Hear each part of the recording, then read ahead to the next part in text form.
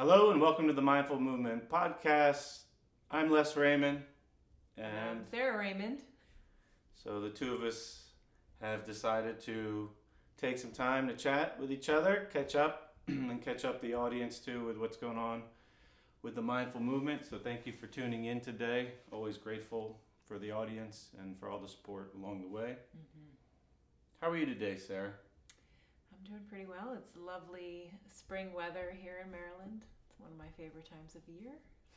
It is. So we'll touch on maybe a couple things today. Yeah. I haven't really talked to you about this, but something came up in my meditation this morning that I thought might have some value to folks. All right, let's talk about it. Tell me. So yesterday we went to visit your brother. Yes. And that was nice. Yeah, really nice. And I was thinking this morning, so, there's a lot of underlying stress in the world. Yeah. Like right now, there's been, kind of a recent geopolitical thing that's on the front burner of a lot of people's minds. But really, over the last couple of years, we've had, a really a big shift in just the collective stress level of the world. And it seems like that some of it has been settling down a little bit. And when I was still this morning, I noticed, I was thinking about it, and I was thinking about your brother because we saw him yesterday. And for a moment, I was reminded about something that Diane Connolly told me. So for those of you who follow the podcast, I think she was our first guest if you want to check the video. So Diane Connolly is a very experienced acupuncturist. She's actually, I think, the co-founder of really the first acupuncture school in America, which at the time was called Thai Sophia. And there was a period where she was just a really important teacher for me. And I remember her saying something about when she was learning about me and asking about the people in my life, and I referred to an in-law. And she had this look on her face like she was grossed out by the word. It's such a common word. I know. But she was like, it's not law that brought y'all together. Together, it's love. This is your mother in love, not your mother-in-law. It's our love that has, brought these people in our lives. Your mother made them my brothers, your brothers. And I was thinking about your brothers, and I didn't grow up with brothers, and I think there's part of me that always wanted them. And just I think right. you appreciate sisters. that I have sisters and they've become your sisters. I appreciate your brothers as my brothers now. And I've been thinking about. I was thinking about them, and I was thinking about your brother Victor that we saw yesterday and going to see today, and how it is love that brought him into my life. And I love my brother-in-laws, and it made me think about these last couple years, how so many people have probably had really important relationships that have been, I don't want to say compromised, but where there's been some period of time where what's really important has been lost because burdened.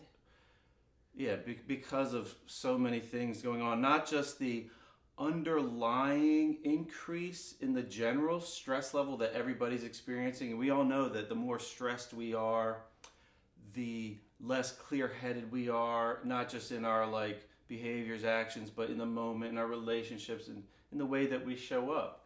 And it's harder to show up in a way that you're proud of yourself about.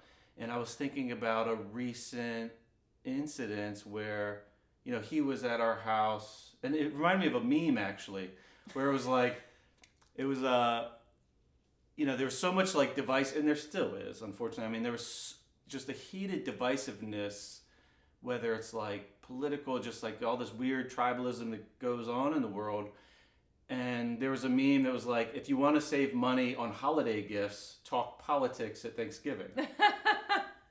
And that's what jumped in my mind, because we had an event where, and your brother and I will sometimes talk, a little bit of politics, maybe a little bit of economics, and I think that we're a lot alike in many ways, the things that we really care about, like family and such, but there's like some differences, and they were expressed in a way at the end of like an evening, a nice evening, where it blew up a little bit, and it left, I know, me feeling a little shitty about how, like, my role in it. And I was, with, and now that like I feel like some things have settled down a little bit, and like I could find a little bit of stillness and ooh, bug. I was thinking about it this morning, thinking like, yeah, how many people out there have really, you know, allowed something to arise between them and someone important to them, really not because they wanted to, but because we're just not, in general, really skilled in the moment of managing these situations and staying true to like what's really important, instead of getting caught up with like talking points that are like stuck in your head. And there's so much information coming at us, and these entities are brainwashing us about this, and these are brainwashing about that, and it's hard to not get somewhat attached to whatever beliefs you have in the moment about a current event or something. And for a part of it, I was like, I was able to like be really compassionate for him, and then I was also thinking like I was beating myself up, like I felt shitty about myself about how, because I was like, that's not the brother-in-law I want to be. I don't want to be that kind of brother-in-law. And then I realized like I gotta cut myself a little slack too, because I basically have for the most part lost my brick and mortar business that I spent a lot of time putting into. We've had a lot of stuff with our family. Our kids were finishing. One of our kids was finishing high school, going into college during this. One of them was going into high school. Their lives were upended, and we had so much stress watching that play out, and like this helpless feeling as a parent of like you can't protect your kids, you can't provide the safe, joyful world that you want for them. There's so much out of your control. Like just so many things piling up, and the constant thought cycles we might have ourselves about our opinions of what's going on. And and the uncertainty of the direction that our entire world is going, right? There's a lot of uncertainty. Yeah. That's hard.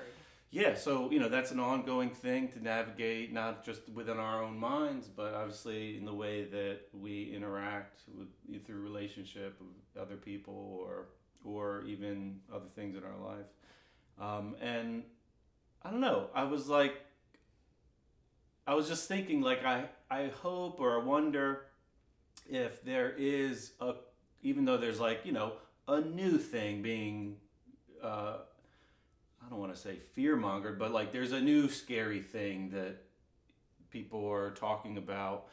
But maybe it's an opportunity before we get caught up in that too much to like watch ourselves and watch like, can we dial, like where's our dial over these from what's happened in the last couple of years? Like where's the volume knob on our internal like stress level or trigger threshold, and can we pay attention to it and mindfully do things to turn down that dial enough where we could look at like, how has this affected me?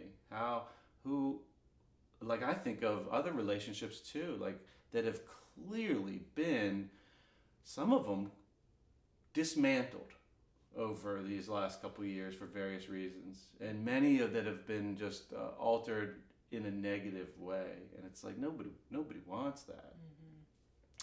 So what was the aha moment from your meditation practice Part of with it, all of this?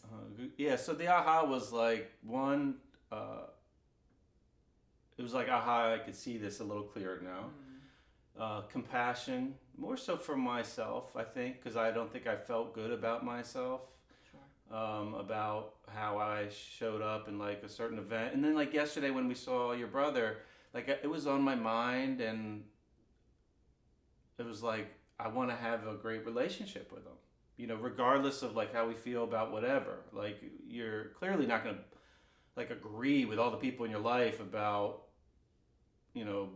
there's going to be many things you don't agree with a lot of people in your life. And like that, I guess I am hopeful that there's a world that could exist where, regardless of belief systems or how people feel about things or what you agree on, that like it doesn't stop the flow of love between.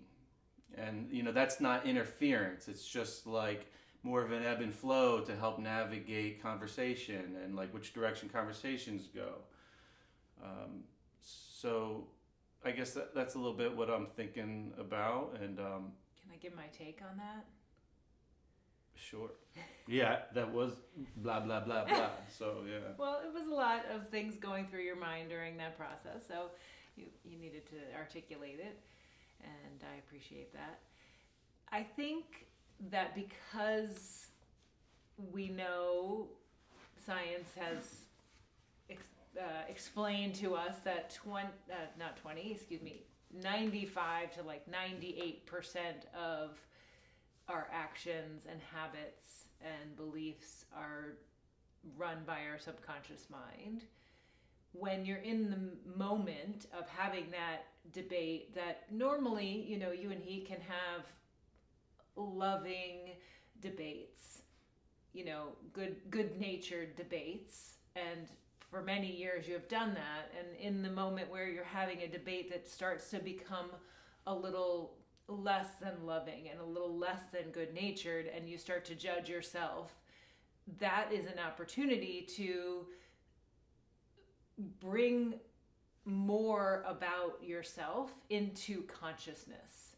It's like that awareness, that moment where you're like, wait, I don't like how I'm behaving. I want to change something about myself. That's the catalyst to bring more to the surface, bring more into the consciousness and out of the subconscious where you it just does its thing. You don't really have a choice. I always like to say choice and not control because, there's so much that we don't actually have control over, that we think we have control over. But in that moment, you have a choice to say, okay, well, what's really going on here? Why do I have this like uncontrollable desire to be right and to get my point heard and my point across to this other person? What is it about this situation, this topic, this conversation that is triggering me? And that moment is the opportunity to bring something about yourself to consciousness that you didn't know was going on before. And the more that practice or process can happen among the world, among all of us humans, I think, and with compassion, like you said, with love for yourself and with compassion, the more we can get along and move towards a peaceful, loving, easeful life. Easeful. That might be a new word. I think it's a word. It's a word? I use it a lot because it's not easy. It's like full of ease. It's different than easy. Am I making sense?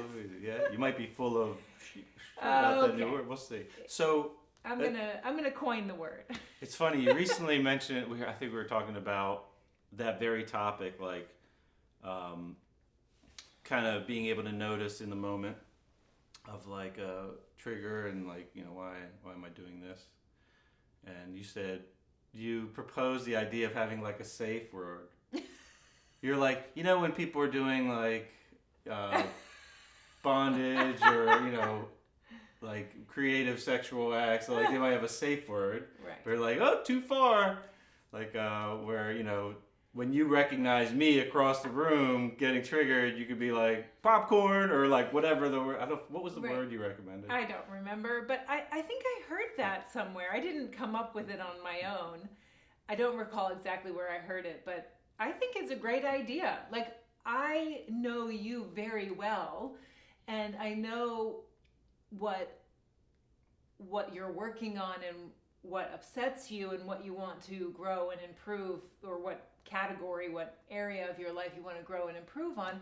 And I see you much differently than you see yourself, and vice versa. And that's true for any human being, right? Like I always say, when we're trying to learn or grow, change something, it's like we're looking at ourselves in the mirror with our nose pressed up against it, and you can't see anything about yourself when you're looking at yourself like that, right?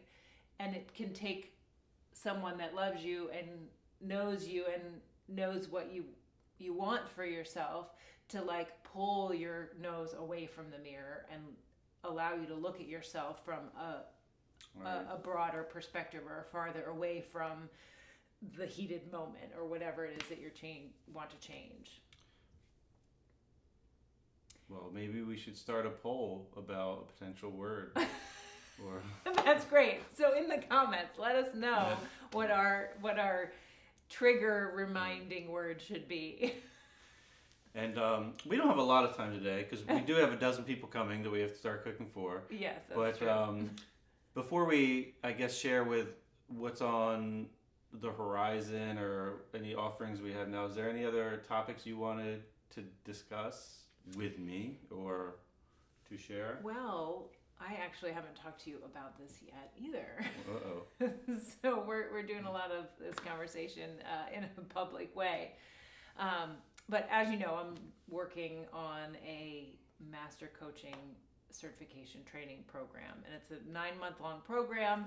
And we have been asked, I think I did share some of this with you, we've been asked to decide on a final project, and that's working on something for ourselves, as if we are coaching ourselves for this 9-month-long period. And you can choose something that's an external measurable goal, like a certain salary that you want to reach, or you want to... A height you want to grow to? You want to be 6 feet tall? I don't in want to 9 be months?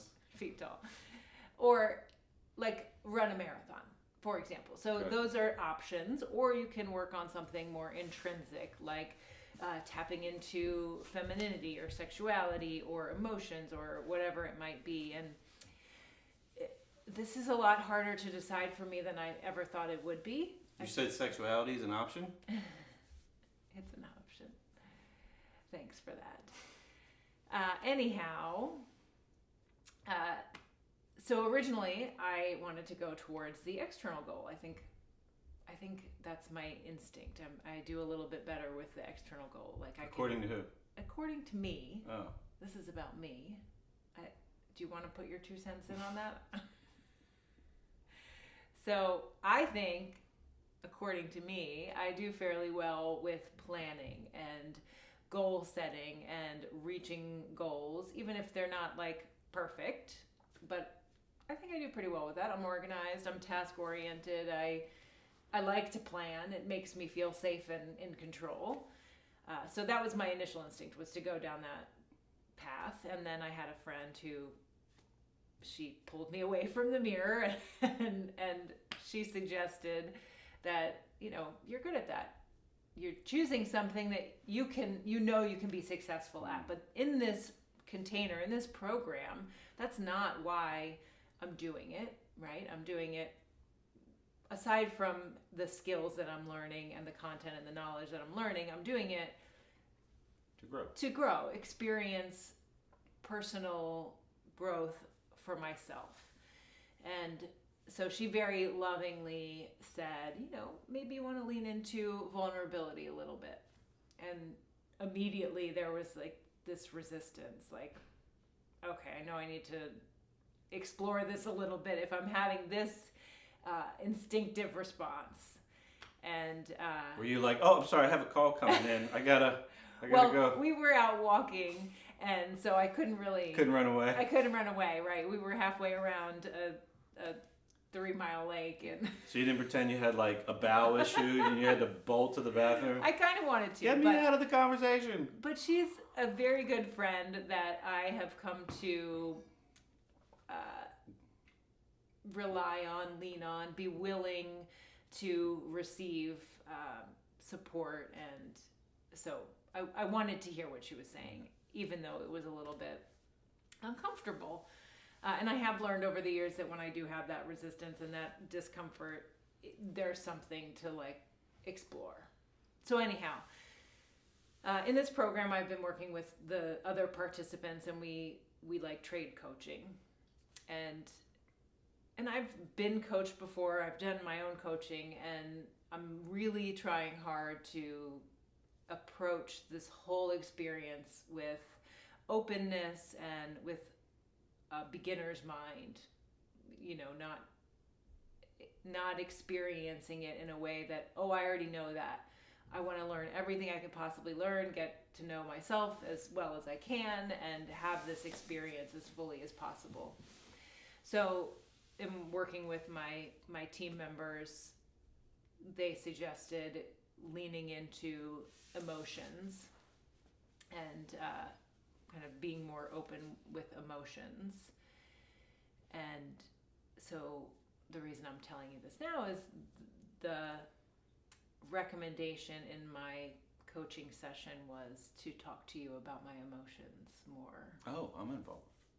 Yes, because you're someone I can rely on and trust and feel safe with, even though this is a conversation that we're recording for a fairly large audience. So I'm leaning into vulnerability, and I'm leaning into my emotions, and I think that, or I'm hoping that my willingness to try this and to be open, be vulnerable, be emotional will allow me to be the best coach that I can be for other people, so that when I create a safe, trusting space for myself to have that experience of vulnerability and emotions, then I will be able to do the same for others. Nice. Yeah. If we had more time, I would ask you about your emotions right now. We could get into it.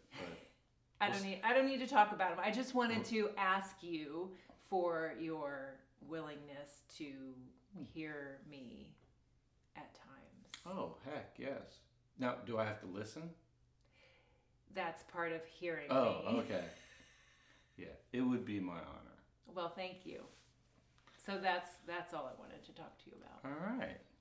Thank you. Nice. It'll be interesting to see or hear how you feel going through that process helps you, like how that translates to the way you're coaching your clients, and if it starts to...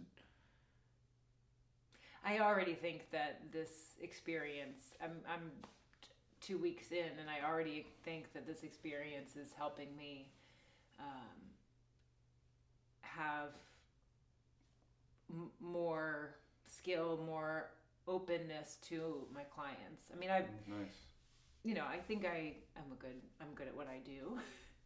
I'm not to My sound, mom thinks I'm a good person. Not to sound cocky, that's not what I'm saying. I truly love helping people, and that part of my career is so fulfilling, and I'm inspired by the people that I work with every single day, and I learn from them every single session that I have. So I believe you are very good at it too. Oh, thank you.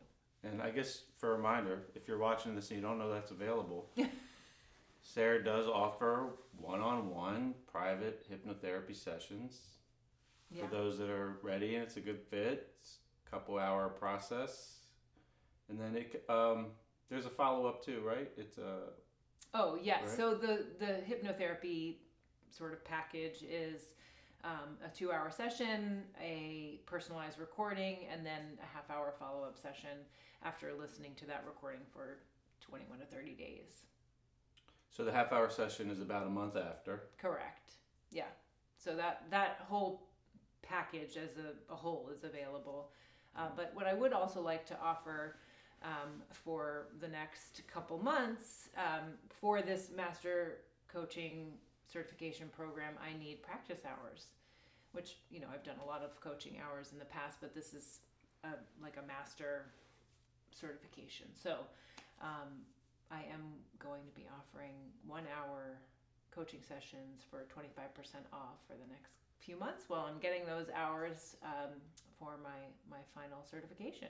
So is that a different process than, because normally it's a 2-hour thing? Correct. So the 1 hour coaching session is simply talking. I mean, there might be some like somatic inquiry of like meaning connecting with the sensations in your body and exploring their messaging.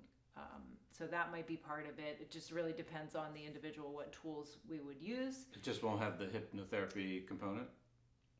Or Well, there might be a moment where I might ask a client to close their eyes, and I might go through a short guided experience where they get into a relaxed state in order to relax their nervous system and feel calm and grounded, and therefore be able to more safely and trustingly, I don't know if that's a word either. I'm making up all kinds of words today. But anyhow, more safely be able to have the coaching conversation that's necessary. But there will be no recording and... Is there a coupon code needed for that, or is that a direct link to that? I don't have a coupon code yet. I'll put a link in the description. Okay, so if you're interested in that, I'll make the coupon code and include it in the description. I just haven't yet. So. Nice. And that's awesome. And now tell me what you're up to. So I finally have finished my series of procrastination. I wonder what the procrastination is. Well, it's been challenging. Like I alluded to earlier, the brick and mortar business has been winding down for a while, and that's been tough. Now my time at that location is at a point where I'm refocusing my coaching efforts through the mindful movement. So I've offered this before, but I was hesitant to really put the sales page up and tell the audience, because I don't think I was really ready to take on the new clients yet. But now it's up. I think it's live. It is. I've finished all the editing and it's all ready to go. So if you want to learn about that, I guess there'll probably be a link in the description for that. Yes. It's very exciting. I'm excited for you and for the people who have the opportunity and desire to work with you, because what you offer is really well-rounded and can be a powerful first step to making some healthy changes in people's lives. So can you tell me more about... Thanks. Yeah. So it took me a while also, I think, to figure out how to transfer kind of the way that I've coached for years now into an online. Mm-hmm. So I was really hesitant about that because I felt really handcuffed in my abilities because of the way that I was used to coaching. And well, I think you don't want to compromise the quality of service. Right. Yeah. So and now that been playing with it for a while, I've realized I don't necessarily need to compromise quality. So, and for those that are interested, just to paint a general picture of what that looks like, it's a 5-week program. It consists of a 90-minute call every week. There's always a big movement component to my coaching, but it is a holistic approach. So there will be, all the things that add up to like our lifestyle as far as our habits and behaviors. They will be kind of categorized so that we could find some low-hanging fruit, and I could find a way to meet you where you are and provide options for you, and then let you kind of choose which steps you want to take. What are the right options for you to try right now to integrate in your life? And that's the way it works. So it'll be 5 calls over the course of 5 weeks. And through that, you develop a fairly comprehensive movement practice based on whatever is available to you. So if it's just, a mat on the floor, or if you have a home gym, or if you have access to a local gym that you want to incorporate, that could all be worked in. And then we'll be looking at the other things and the relationships between, daily habits and our physiology and how it helps us show up and identify how you do want to show up, and then figure out together, what steps make sense to try, and then practice being objective. Like, is this working, or do we need to, alter the course and turn the dials a little bit? Yeah, that is one thing that I have witnessed you unfold, or witness you work with clients over the years, in that you really meet them where they are and support them through the process that needs to happen for that individual. Even as I've witnessed you in group settings, you have a detailed program for the group as a whole, but you have this ability to see specifically what each individual needs to support them in the best way, whether it's movement or subtle nutritional changes, or even coaching through relationship challenges. I've witnessed all of that in individual and group settings, and it's been pretty amazing to see, like, your eye for what a person really can benefit from, what they need to move forward in the direction that they want. Oh, thanks, Sarah. Yeah. You see me. I do see you. And I see you seeing other people really clearly. That's a lot of seeing. Okay. We should make a new word for... Oh, I'm done making new words today. Multiple types of seeing. All right, we have to get moving. We have a lot of work ahead of us today.